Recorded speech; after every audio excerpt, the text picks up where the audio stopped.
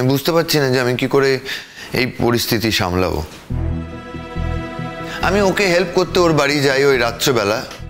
বাড়িতে আমি বলিনি, কারণ আমি চাইনি যে কোনো সিন ক্রিয়েট হোক। আর যেটা আমি চেয়েছিলাম না সেটাই হলো স্যার। বাড়ির লোকজন ইনস্টিটিউটে এলো, দেখলো আমি নেই। ওরা অনন্যার ওই হস্টেলের ঘরে গেল, এমন একটা সিন ক্রিয়েট করলো আমার বাড়ির লোকের সামনে। অনন্যা এমন একটা পরিস্থিতি তৈরি করলো যাতে মনে হচ্ছে যে মানে আমি আর কোনো জায়গাতেই থাকলাম না এটাকে অস্বীকার করার। এমন একটা পরিস্থিতি তৈরি করলো যাতে মনে হচ্ছিল যে ওর পাগলামিটাই আমি সায় দিচ্ছি। আমি জানি না আমি কি করব এখন স্যার। আমি তোমার বাড়ির লোককে কি বলেছি? আমি তো তোমার বাড়ির লোককে একটাও খারাপ কথা বলিনি, বরং তোমার বাড়ির লোক উইদাউট মাই পারমিশন আমার ঘরে ঢুকে এসেছে। স্যার, অনন্যাকে অনেক করে বোঝাচ্ছি, ও কিছুতেই বুঝতে চাইছে না। এখন তো আমাদের মনে হচ্ছে ওর মেডিকেল হেল্প লাগবে। শুধু তাই নয় স্যার, ও এতটা ইররেশনাল হয়ে গেছে যে ও কোনো যুক্তিই মানতে চাইছে না। আমাদের কলেজের প্রত্যেকটা স্টাফ ওর দিকে তাকিয়ে দেখছে, সবাই ওকে প্রশ্ন করছে তুমি কি বিয়ে করেছো? ও বলছে হ্যাঁ। হাজবেন্ডের নাম কি? সৌজন্য মুখার্জি। কি এম্বারেসিং বলুন তো স্যার। স্যার ও বুঝতেই পারছে না যে এ তো সৌজন্যদের কতটা ক্ষতি করছে। আচ্ছা অনন্যা, তুই আমাকে একটা কথা বলতো, তুই তো সৌজন্যতাকে বাসিস তো? না না, তুই যদি সত্যি সৌজন্যতাকে ভালোবাসতিস তাহলে সৌজন্যতাকে এভাবে অসম্মান করতে পারতিস না। তুই যদি সত্যি সৌজন্যতাকে ভালোবাসিস না তাহলে এভাবে সৌজন্যতার ফেস লস করতে দিতিস না। তোরা না সত্যিটাকে মেনে নিতে ভয় পাচ্ছিস। আমি ভয় পাচ্ছি না, যেটা সত্যি সেটা আমি বড় মুখ করে বলতে পারবো, আমার গাটস আছে। স্যার আমি বুঝতে পারছি না আমার এখন ঠিক কি করা উচিত, কিন্তু এটা মানতে আমি বাধ্য হচ্ছি যে এখানে কাজ করে যাওয়া আমার পক্ষে আর বোধহয় সম্ভব নয়।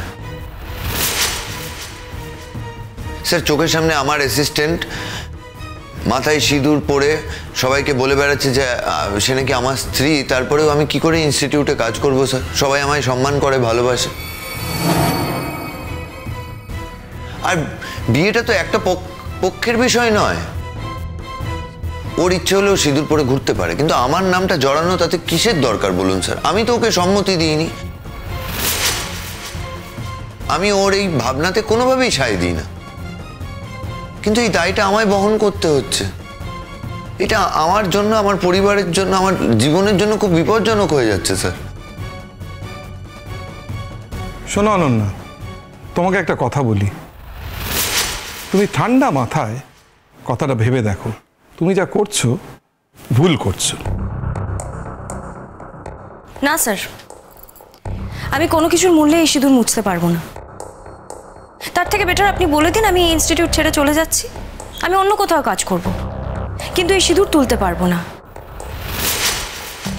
আর আপনি বলছেন কি করে স্যার, একটা মেয়েকে যে স্বেচ্ছায় একজনকে বিয়ে করেছে, মন থেকে ভালোবেসেছে, তার স্মৃতির সিঁদুর আপনি মুছে দিতে বলছেন? স্যার আমি তো একজনের কথা ভেবে এই সিঁদুরটা পরেছি, সেটা কি করে মুছে দেব?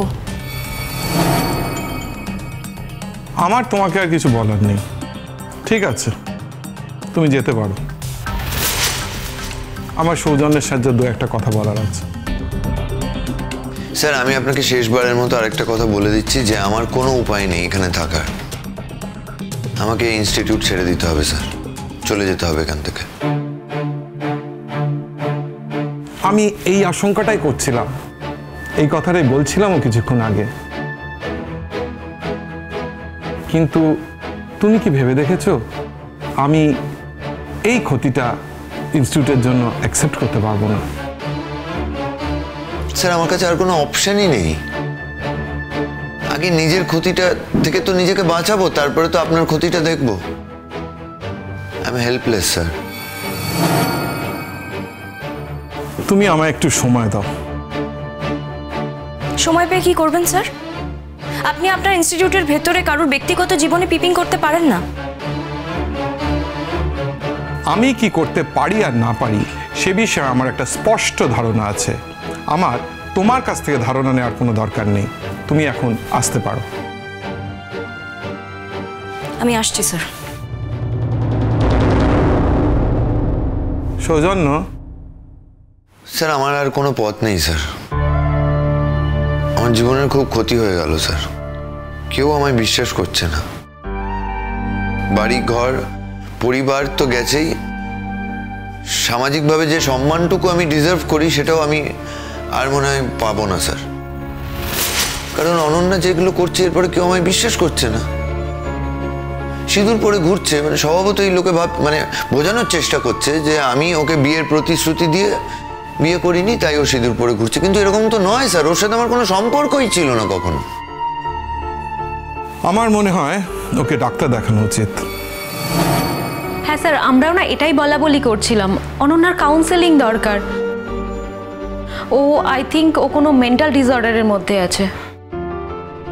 তোমরাও তো বন্ধু, তোমরা একটু চেষ্টা করে দেখো।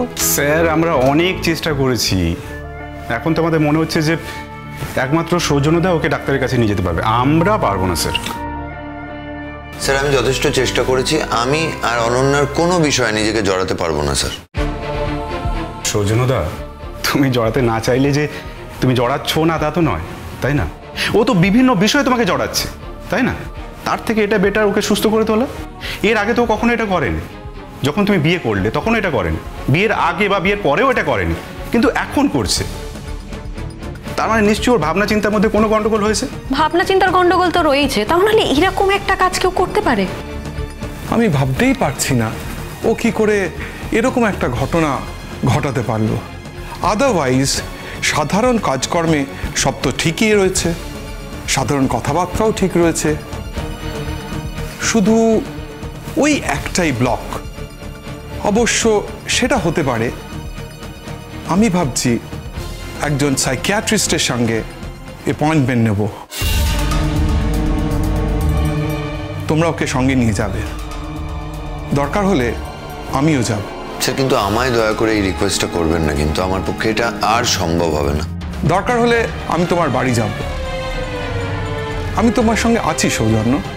তোমার মতো একটা ব্রিলিয়েন্ট স্কলার যে সর্বক্ষণ ইনস্টিটিউটের মুখ উজ্জ্বল করেছে, সর্বসময় অ্যাওয়ার্ড এনে দিয়েছে, তাকে এভাবে আমি বিব্রত হতে দিতে পারি না। আমি যদি জানতাম যে ঘটনার মধ্যে কিছুটাও সত্যতা আছে, তাহলে এভাবে হয়তো আমি তোমার পাশে দাঁড়াতে পারতাম না। কিন্তু আমি জানি যে এই ঘটনার মধ্যে কোনো সত্যতা নেই। স্যার আপনি যেটা জানেন সেটা আমার বাড়ির লোক জানতেই চাইছে না। ওরা বুঝতেই পারছে না যে আমি কি সিচুয়েশনের মধ্যে পড়ে গেছি। মানে আমি হ্যান্ডেল করতে পারছি না। গুনগুন আমার সাথে কথাই বলছে না, সবসময় দূরে দূরে থাকছে। আমি জানি না আপনি কি ভাবছেন আমার কথাগুলো শুনে। আমি আমার ব্যক্তিগত কথা আপনার সাথে শেয়ার করে ফেলছি, আমারও একটু এম্বারেসড লাগছে, কিন্তু আমি স্যার খুব বিপদের মধ্যে পড়ে গেছি। আর এই যে প্রত্যেক মুহূর্তে আমি এম্বারেসড হচ্ছি, এইটা বুঝতে পারছে না অনন্যা। আমি ওকে বোঝানোর চেষ্টা করছি। স্যার আমার মনে হয় না ওর এতটা মেন্টাল ডিসঅর্ডার হয়েছে। হয়তো ওর আকাঙ্ক্ষার পরিপূরণ করতে চেয়েছে এইভাবে। আসলে মেন্টাল ব্যালেন্স কোথাও একটা হারিয়ে গেছে, মানসিক ভারসাম্যের গন্ডগোল হয়ে গেছে। তাই বলছি ওকে তোমরা একটু বোঝাও। স্যার আমরা সকাল থেকে বোঝাচ্ছি, ও তো এই বিষয়ে কোনোভাবে কোনো রকম কম্প্রোমাইজ করতে রাজি নয়, কারণ ও মনে করছে ও যেটা করছে সেটা ঠিক কাজ করছে। স্যার ইভেন ও এটাও মনে করছে যে এই ব্যাপারে ওকে কারোর কিছু বলার কথা নয় বা বলা উচিত নয়, কারণ এটা ওর ব্যক্তিগত জীবন। ও ব্যক্তিগত জীবনে কি করবে, কিভাবে ওর জীবন কাটাবে, এটা নাকি কমপ্লিটলি ওই ঠিক করবে। স্যার ওর ব্যক্তিগত জীবন যেভাবে ইচ্ছে কাটাতে পারে, সেখানে তো আমাদের কিছু বলার নয়। আমাদের কারোর কোনো সমস্যা নেই, থাকবেই বা কেন। কিন্তু সমস্যাটা তখন অ্যারাইজ করছে যখন আমার নামটা জড়িয়ে যাচ্ছে। স্যার আমার শুধু ব্যক্তিগত জীবন না, আমার কাজের জায়গা, যেটা আমার জীবনের মূল ফোকাস, সেই জায়গাটা নষ্ট হয়ে যাচ্ছে। স্যার আমার হেল্পলেস লাগছে। আমি এই পরিস্থিতির সাথে একা লড়াই করতে পারছি না। Sir please do something. আপনাকে আমি আমার অভিভাবক হিসেবেই দেখি, আমায় একটু হেল্প করুন স্যার। এটার একটা ওয়ে আউট বলুন আমায়। আমি চেষ্টা করছি, অ্যাটলিস্ট আমার পক্ষে যা যা করা সম্ভব আমি তাই করব। আমি কথা দিচ্ছি, দরকার হলে আমি তোমার বাড়িতেও যাব। Thank you sir.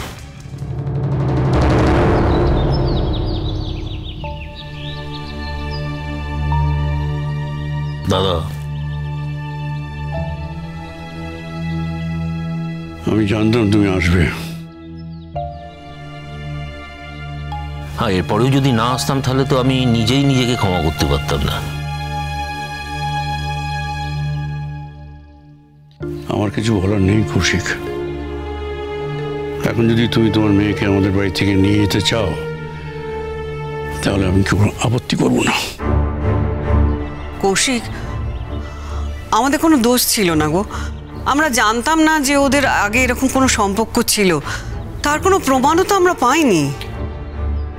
হ্যাঁ সত্যিই তো, আমাদের কাছে তো কোনো প্রমাণই ছিল না। ছিল না, ছিল না, ছিল না। থাকলে এত দৌড়ঝাঁপ করে এত কষ্ট করে মেয়েটাকে ফিরিয়ে আনার কথা ভাবতে পারতে? না, ও হয়তো ভাবছে, এরকম অনেকে আছে তো যে বাড়িতে একটা জীবন চালায়, বাইরে আর একটা জীবন চালায়। তোমার ছেলেও হয়তো তাই করছে।